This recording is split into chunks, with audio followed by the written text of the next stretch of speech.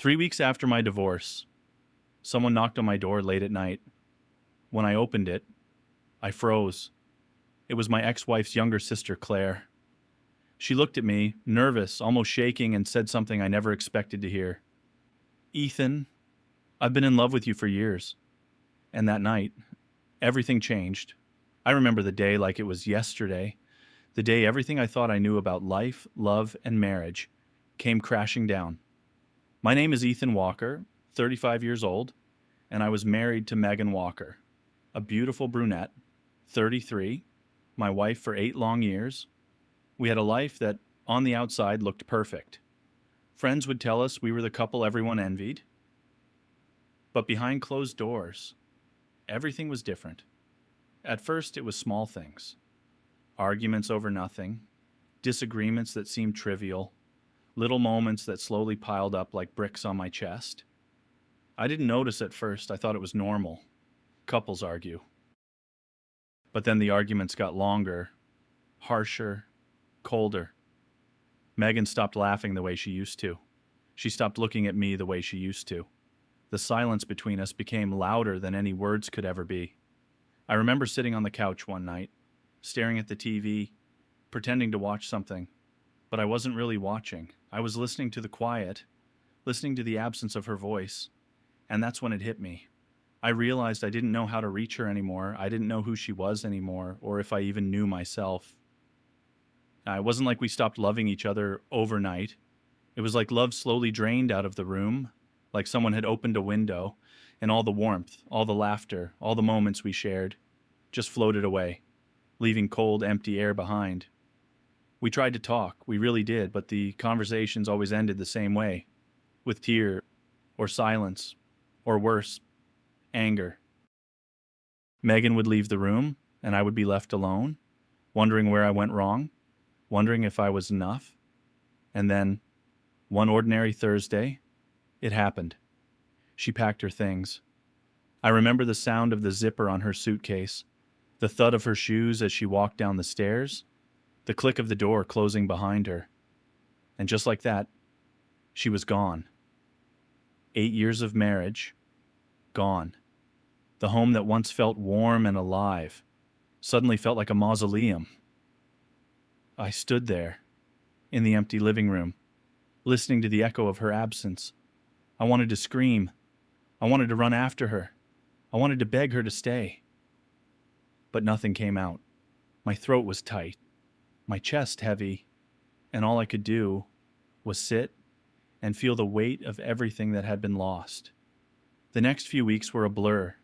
Days felt like weeks, and nights, worse. I would wake up in the middle of the night, expecting to hear her voice, expecting to see her silhouette in the doorway, and then remember, she wasn't there. She wouldn't be there. I tried to fill the void. Friends called, offering comfort, work, a distraction, but nothing could touch the emptiness. Every corner of the house reminded me of her mug in the sink, the scent of her perfume lingering in the closet, the way she used to laugh at the stupidest jokes. All gone. I started walking aimlessly through the house, touching things I shouldn't, opening drawers I knew would be empty, looking for traces of a life that was no longer mine. I realized something terrifying. Life doesn't pause for heartbreak. It doesn't wait for you to pick up the pieces. It keeps moving, mercilessly, as if mocking your pain. And then there were the memories. Oh God, the memories.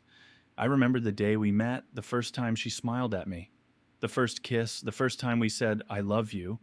I remember the trips we took, the quiet nights on the couch, the small moments that built a life I thought would last forever. Now those memories felt like a knife in my chest. I loved her once. I still did, in some corner of my heart that refused to let go, but I also hated what love had done to me, how it could build you up and then destroy you so completely. I started sleeping in the guest room, anything to avoid seeing her empty side of the bed. I stopped eating properly, stopped calling friends back, stopped answering the phone. I was a ghost in my own home, wandering through memories, trapped in a life that no longer belonged to me. Some nights I would sit in the dark living room, staring at the walls, and wonder if this was it. Was this what life was going to be from now on? Just pain, silence, and emptiness? Could I even survive this? Could anyone survive this? And yet, deep down, I knew something had to change. I couldn't stay like this forever. I didn't know how, but I had to find a way out, a way back to life, a way back to myself. Little did I know, my life was about to change in a way I never could have imagined. A knock on my door, late one night, would turn everything upside down and set me on a path I never saw coming. It had been 3 weeks since Megan walked out of my life. 3 weeks of silence, of emptiness, of walking through a house that no longer felt like home. I was slowly learning how to exist without her, how to breathe without thinking of her. I was getting used to the quiet, not fully comfortable, but accustomed. Then, it happened. There was a knock at the door. I froze. It was late, too late for anyone to be visiting. My heart skipped a beat. Who could it be at this hour? My first thought was a neighbor, maybe someone lost, a delivery, anything normal. But deep down, something told me it wouldn't be. I walked to the door slowly, my hand shaking slightly as I reached for the handle. I looked through the peephole and my breath caught in my chest. It was Claire, Megan's younger sister. Claire Bennett, 31 years old, stunning, blonde, always radiant, and someone I thought I would never see again after the divorce. My mind scrambled. Why was she here? She had never been close to me. At least, not like that. We had shared polite conversations at family dinners, awkward small talk at holidays. But this was something else entirely. I opened the door, trying to keep my voice steady. Claire, what are you doing here? I asked. She looked at me, eyes wide, like she wasn't sure she belonged in this world, like she was about to step into something dangerous. Ethan, I need to talk to you, she said, her voice barely above a whisper. I stepped aside, motioning her in. She hesitated at the threshold, like she was deciding whether to step into a home filled with memories she wasn't supposed to enter. Then she walked in. The familiar scent of her perfume hit me, nostalgic, painful, and confusing. We sat in the living room. Neither of us spoke at first. I could feel the tension in the air, thick, heavy, almost suffocating. Claire looked around the room, her eyes landing on the empty spaces where Megan used to be. I could see the conflict in her expression. Finally, she spoke. I know this is sudden. I know it's weird, but I couldn't stay away. I blinked. You... what? My voice cracked slightly. I didn't understand. Why would she come here? Now, of all times. Claire took a deep breath. Ethan, I've been watching from the sidelines for years, and after everything happened with Megan, I couldn't stop thinking about you. My head spun. I wanted to say something. Anything. But words failed me. I had never imagined this. Never. The last person I expected to see, the last person I would ever think had feelings for me, was standing right in front of me, confessing something that felt impossible. We sat there, the silence stretching between us, louder than any words could be. I wanted to ask questions. So many questions. How long? Why now? Did Megan know? But the words wouldn't come. I just stared at her, trying to process what was happening. Claire moved closer, just a little, enough that I could feel her presence. She wasn't threatening, not in the slightest, but the tension in the room was electric. It was dangerous, intoxicating, terrifying all at once. I shouldn't be here, she whispered. I know I shouldn't, but I had to see you. I had to tell you before it was too late. I swallowed hard. My mind was racing. This was wrong. This was forbidden. Megan's sister, my ex-wife's sister, standing in my living room, telling me she had feelings for me. And yet, I couldn't deny the pull. There was something there, something I had never noticed before. a spark I hadn't recognized. We talked for hours that night. At first, it was awkward, tense, polite almost, but slowly the conversation shifted. We talked about Megan, about the past, about the years that had passed. We shared memories, laughter, even some tears. And with each word, each glance, I could feel something changing between us. By the time Claire finally left, the night had grown deep and quiet. I watched her walk to the door, and I realized everything had changed. Nothing would ever be the same again, and in that moment, I didn't know it yet, but my life was about to be turned upside down in ways I couldn't imagine. That night, Claire didn't leave. After hours of talking, after hours of that strange, heavy silence that somehow felt lighter than the emptiness I'd been living in, she admitted she couldn't go home. I can't, she said, her voice trembling slightly. Not tonight. I didn't know what to say. Part of me wanted to insist she leave, to respect boundaries, to keep things normal. But another part, the part that had been starving for connection, for someone to see me, to really see me, whispered to let her stay. So she stayed. We moved to the living room couch. I had blankets and pillows nearby, just in case. Neither of us spoke at first. The room was dark, lit only by the soft glow of the streetlights outside.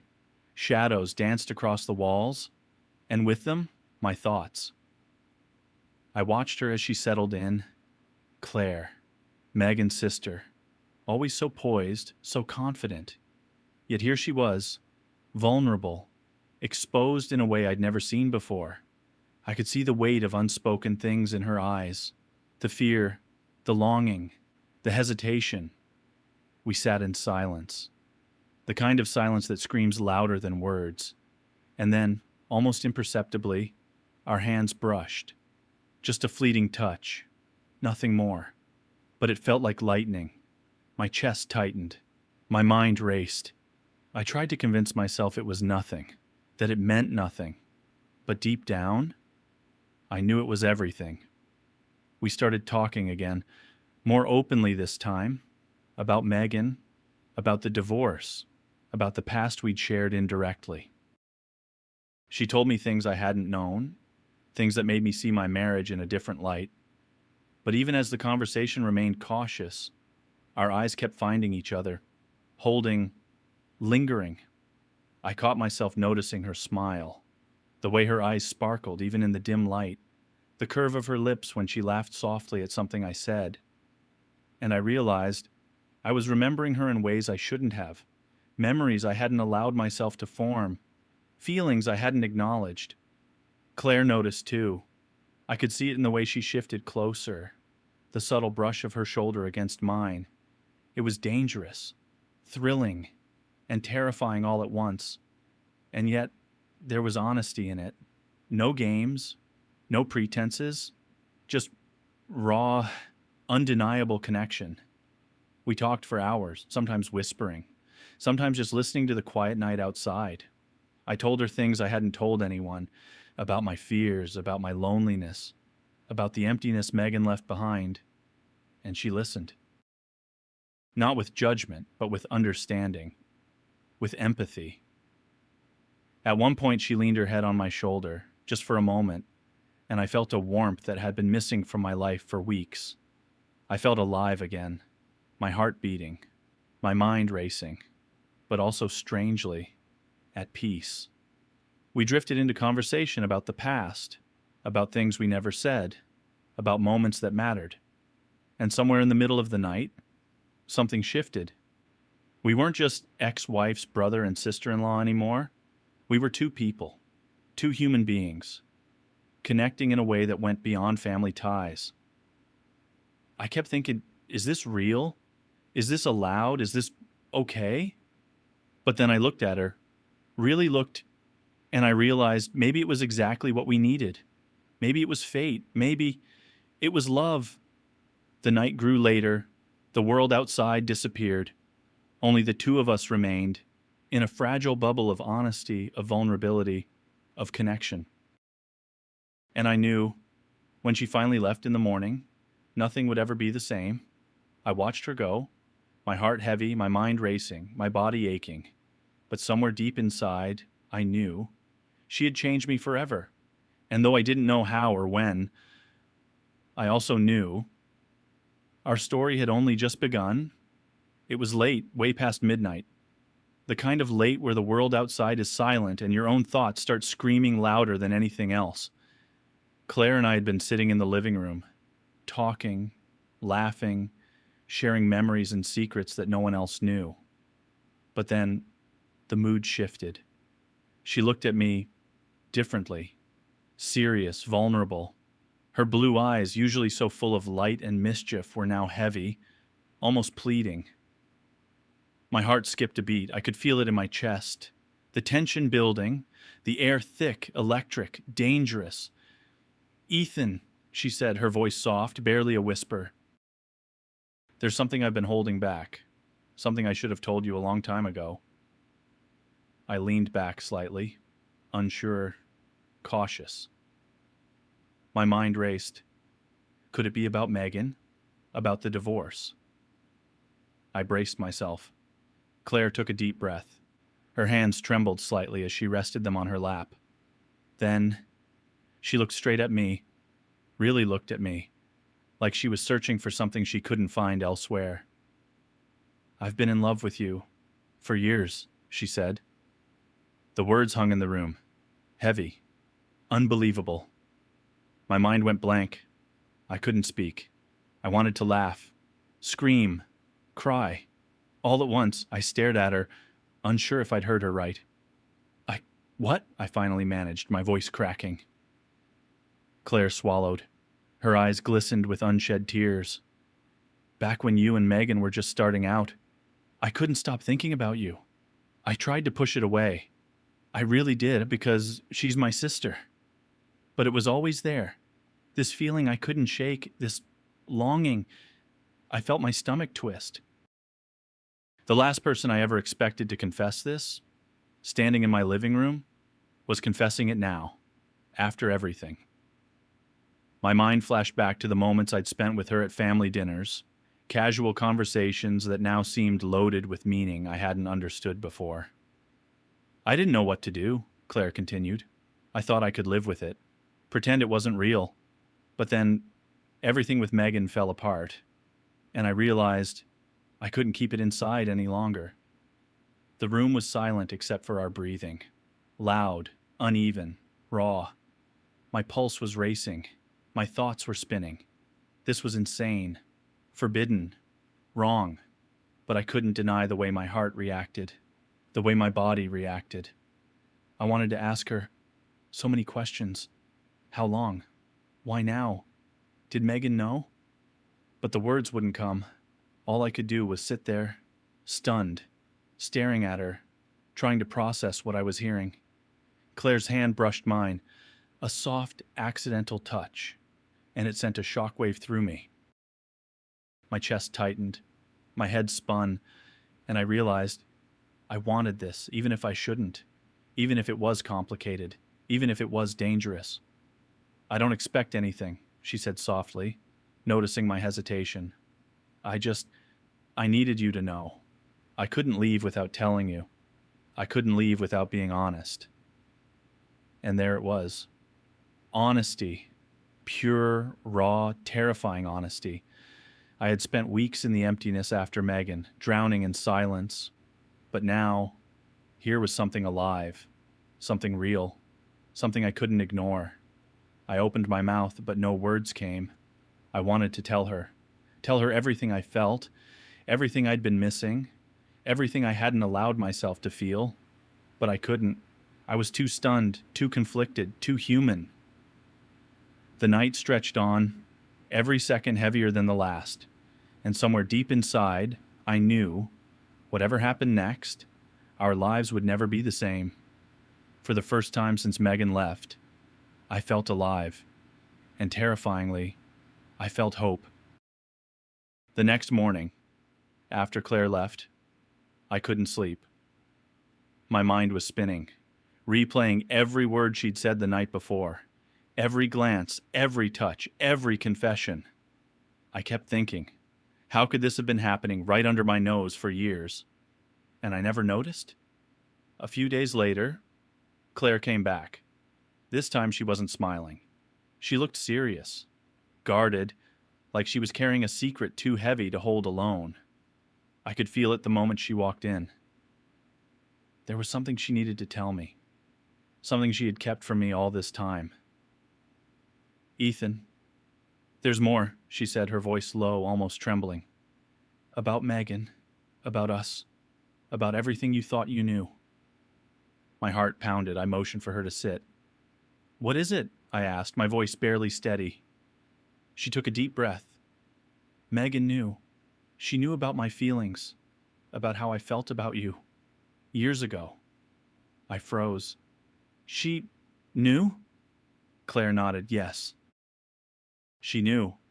And I think part of the reason things fell apart between you and her is because of it. I don't think your marriage ended over what you think it did. I think it started cracking because of this secret, because of tension you never saw, because of feelings that were never supposed to exist. I tried to process it, but my mind refused to focus. Megan knew. She had kept this from me? How long had this been poisoning our marriage from the inside? Claire's eyes searched mine, desperate for understanding. I didn't want to get in the middle. I tried to stay out of it. I really did, but after the divorce, I couldn't keep quiet anymore. I had to tell you the truth. The room felt smaller, heavier, like the air itself was pressing down on me. My thoughts raced, memories flashed, moments I had ignored or misunderstood suddenly made sense. The coldness, the anger, the distance. Maybe none of it was what I thought. Maybe the cracks had been there long before I noticed, long before I realized. I should have told you sooner, Claire continued apart, but I didn't, because I was scared. Scared of hurting my sister, scared of losing you, scared of everything. But now, after all this, I can't stay silent. I leaned back in my chair, running a hand through my hair. I felt a mixture of anger, confusion, and a strange, twisted relief. The truth, as painful as it was, felt like a key to understanding everything and maybe to moving forward. What exactly did Megan know? I asked finally, my voice tight. Claire hesitated. She knew I had feelings for you before you, and she even got married. She saw it. She noticed it. And I think part of her resentment, part of the way things changed between you two, came from knowing about me. The words hit me like a punch to the chest. I had loved Megan. I had trusted her. And yet the foundation of our marriage had been shaken by secrets I never imagined. I felt betrayed, yes, but also strangely free. Free because now I understood. Free because now I could see the real reason why things fell apart. Claire reached out, and this time our hands met with purpose, intentional, like an unspoken agreement. She looked at me, and I knew she wasn't just a sister. She was something more, someone I had ignored, someone who had been there all along, silently waiting. And in that moment, I realized the past wasn't just gone. It wasn't just about Megan or about mistakes or secrets. The past had been shaping this, shaping us, bringing us to this exact point. The air between us was electric, dangerous, alive. And for the first time in weeks, I felt not empty, not lost, but awake. I didn't know what the future held. I didn't know if this was right or wrong, or if we were heading towards something inevitable or catastrophic. But one thing was certain. I could no longer ignore it. I could no longer pretend that nothing had changed. Claire's secret had shattered the old world, and in the shards, a new one was forming. And I had a choice I didn't yet know I was ready to make. It started slowly, almost imperceptibly.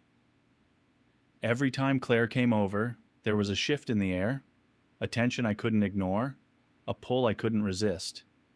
We talked, laughed, sometimes argued over trivial things, but beneath it all, there was this electric undercurrent, something that neither of us could name, but both of us could feel. One night, after a long conversation about the past, about Megan, about everything that had gone wrong, we were sitting closer than usual on the couch. I could feel the warmth radiating from her body, the subtle scent of her perfume, the softness of her hair brushing against my arm. Our hands touched again, this time not by accident. It was deliberate, hesitant, but deliberate. I felt her fingers intertwine with mine. A simple gesture, yet it felt monumental. My heart raced. My mind screamed, "This is wrong. You can't..." But my body, my heart, they didn't care. She looked at me, her eyes searching, pleading, daring me to say something, to do something, to acknowledge what was happening. And in that moment, all the rules, all the boundaries, faded away.